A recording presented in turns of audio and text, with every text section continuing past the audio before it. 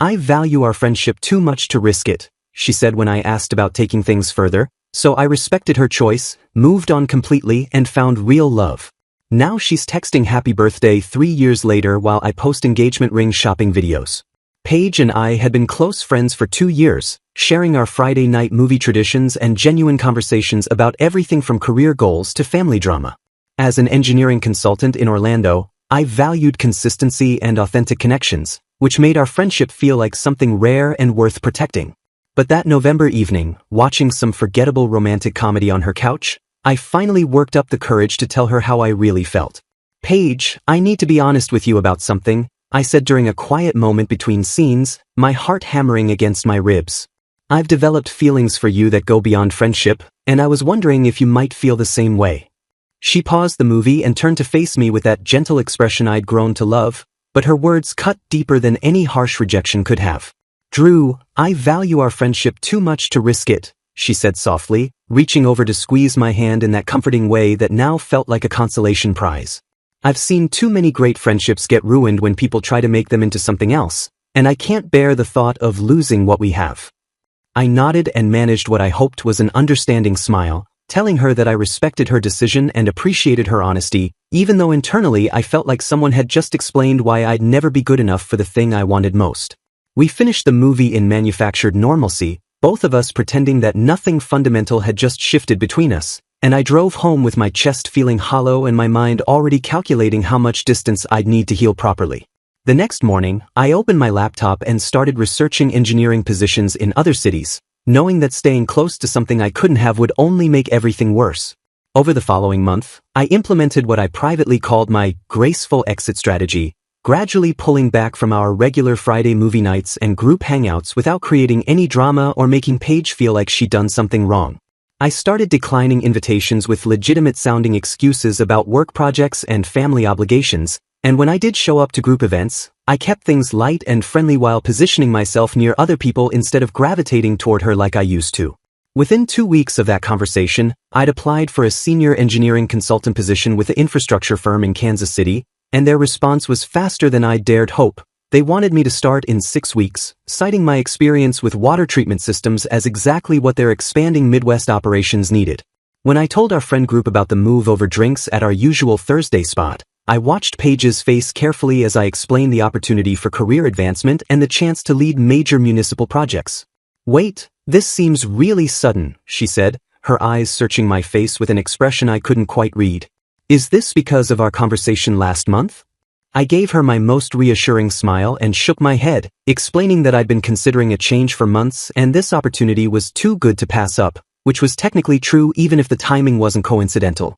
At my goodbye party the following weekend, Paige pulled me aside near the end of the evening and slipped a braided friendship bracelet around my wrist, the kind we used to make fun of in middle school but somehow felt significant now. Promise me you'll stay in touch, she said, her voice carrying an urgency that made me wonder if she was starting to understand what she was losing. Of course, I replied, meaning it in that moment but not yet realizing this would be our last real conversation for years. Kansas City became my clean slate in ways I hadn't anticipated, and I threw myself into building an entirely new life with the methodical approach I usually reserved for engineering projects. Within my first month, I joined 2 hiking clubs, signed up for weekend cooking classes at the local culinary institute, and completely overhauled my social media presence by unfollowing all Orlando connections and posting photos of Missouri trails and downtown farmers markets instead of our old group hangouts. My new job at Midwest Infrastructure Solutions challenged me in ways my previous position never had, with complex water treatment projects spanning 3 states that required me to travel and collaborate with teams I genuinely respected. When Paige started texting me about her latest dating disasters and workplace drama, I responded with polite but increasingly distant pleasantries, "That sounds frustrating," or "Hope things improve," before eventually just hitting the like button on her messages without crafting the thoughtful responses she was clearly expecting. The shift became most apparent when she called me at 11 p.m. on a Tuesday, crying about how her apartment had been broken into and she felt unsafe and violated, needing someone to talk her through the emotional aftermath like I'd done countless times before. Instead of the hour-long comfort session she was expecting, I sent a brief text, "Sorry to hear that happened. Hope your insurance covers everything and you're staying somewhere safe tonight." The silence that followed told me she'd gotten the message that I was no longer her go-to emotional support system, though I doubt she understood why that had to change. 3 months into my Kansas City life, I discovered rock climbing at a gym downtown where I met Faith, a physical therapist whose approach to conversation felt refreshingly different. She asked about my engineering projects with genuine curiosity, shared stories about her own adventures in mountain biking and trail running, and treated our interactions like exchanges between equals rather than opportunities for her to download her problems onto someone else. "You know what I love about climbing?" Faith said during our 3rd session together, chalk dust on her hands as we discussed route strategies. "It's just you and the wall, no excuses, no one else to blame if you don't make it to the top, but also no one else's drama weighing you down." I found myself actually laughing, not the polite chuckle I'd perfected for social situations, but genuine amusement at meeting someone who understood that personal responsibility was attractive rather than burdensome. What developed between Faith and me felt fundamentally different from any relationship I'd experienced before, built on shared adventures rather than shared complaints about life's unfairness. We started mountain biking together on weekends, exploring trails through Missouri's state parks where she'd pack thoughtful lunches and I'd bring my camera to document the landscapes we discovered, and our conversations during these rides revealed someone who approached challenges with the same methodical optimism I brought to engineering problems. "I love how you think through routes," she told me one Saturday after we'd successfully navigated a particularly technical trail system. "You're not just randomly hoping for the best, you're actually planning 3 moves ahead." When I mentioned my goal of visiting all the major national parks within 5 years, Faith didn't just nod politely like most people did. She pulled out her phone and started researching which parks offer the best combination of hiking and climbing opportunities, suggesting we start planning our first trip together. My career began flourishing in ways that surprised even me, starting with a water treatment project in Springfield that came in ahead of schedule and under budget, which led to my promotion to senior consultant within 18 months and opportunities to lead infrastructure projects across Kansas, Missouri, and Iowa that challenged everything I thought I knew about municipal engineering. Meanwhile, according to the occasional updates that filtered through our mutual friends, Paige's life had become a predictable cycle of failed relationships and career stagnation, as she apparently struggled to understand why the emotional support system she'd taken for granted was no longer available whenever she needed someone to process her latest disappointment. "She keeps asking about you," our friend Marcus mentioned during a video call, sounding somewhat exasperated. "Like, constantly. She wanted to know if you were seeing anyone, if you seemed happy, if you ever mentioned missing Orlando." Through a combination of curiosity and mild concern, I eventually discovered that Paige had been subtly stalking my social media presence, viewing every story I posted about weekend trips to Colorado and professional conferences in Denver, while her own Instagram feed remained stuck in the same pattern of Orlando bar photos and complaints about dating apps failing to deliver quality men who understood what a real woman deserved. The contrast became almost comical when I posted pictures from a client presentation in Chicago where I'd been invited to speak about sustainable water infrastructure, and within hours Paige had posted a story from the same downtown Orlando sports bar she'd been frequenting for 3 years, captioned with "another disappointing night out," and tagged with 3 friends who looked equally bored. Faith noticed the pattern too, since my phone would light up with anonymous story views whenever I shared photos of our hiking adventures or my professional achievements, and she found the whole situation more amusing than threatening. "So let me get this straight," Faith said one evening as we planned our upcoming trip to Yellowstone. "This girl rejected you, you moved on and built an amazing life, and now she's basically cyberstalking you to watch what she's missing?" The situation crystallized for me during that conversation. I wasn't the one who'd moved on from something good, I was the one who'd escaped something that was never going to fulfill me and found what I actually deserved. By the time Faith and I celebrated our first year together with a climbing trip to Red River Gorge, I'd completely stopped checking whether Paige was viewing my stories, because I finally understood that her attention was irrelevant to my happiness and her absence had made space for something infinitely better. 2.5 years after leaving Orlando, I was reviewing project specifications in my corner office when my assistant knocked and said someone named Paige was there to see me, claiming to be an old friend who happened to be in town on business. My stomach dropped slightly as I realized she'd orchestrated an entire trip to Kansas City just to engineer this casual encounter, and when she walked into my office wearing a carefully chosen outfit that screamed, "successful professional woman," I could see the calculation behind her bright smile and overly enthusiastic greeting. "Drew. Oh my God, I can't believe I'm actually here," she said, spreading her arms wide like we were long-lost relatives. "I had a client meeting downtown and remembered you worked somewhere around here, so I thought I'd take a chance and see if you were available for lunch. I stood up and shook her hand professionally, noting how her expression flickered with confusion at the formal greeting she clearly hadn't expected, then suggested we go to a nearby restaurant where I could keep the conversation contained and time-limited.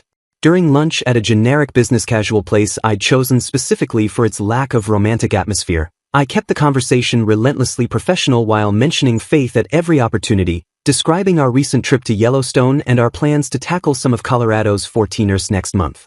"That sounds amazing," Paige said, her fork hovering over a salad she wasn't really eating. "Faith must be really special for you to be planning all these adventures together." "She is," I replied simply. "She's a physical therapist here in Kansas City, and we both love the outdoor lifestyle this region offers. Much different pace than Orlando, but it suits us perfectly."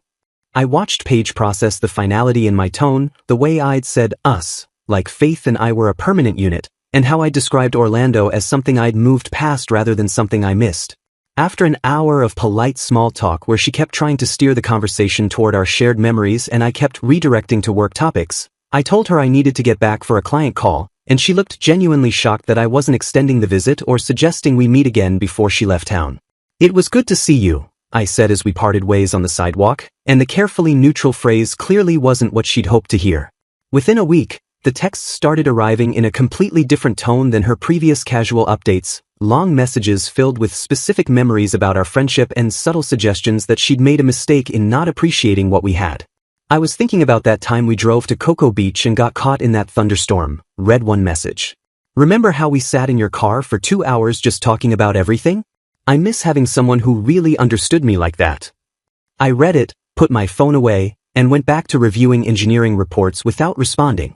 Her messages grew longer and more desperate over the following weeks, transitioning from nostalgia to direct statements about reconsidering our friendship dynamic, but I either didn't respond at all or sent brief, polite replies that gave her nothing to build on. "Hope you're doing well," became my standard response when I responded at all, a phrase that acknowledged her message without encouraging further communication. The fake emergencies started about a month later, beginning with a family crisis text at 10 p.m. claiming her father had been rushed to the hospital and she needed someone to talk to who really knew her family situation.